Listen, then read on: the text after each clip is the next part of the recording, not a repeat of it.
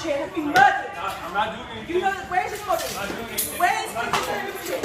A Tibetan Buddhist teacher and community leader has been murdered by the Chinese government. Security. He must be. We need to know where his body is. Security. His family and students are outside right now.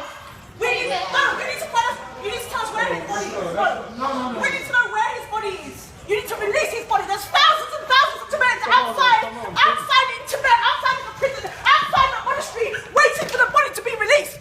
Murderers, get out of our country. You do not deserve to be in our country. Get out of our country. You have no right. You have no right you have no right to murder our people, or destroy our culture. You are not destroying. Picture. No pictures, please.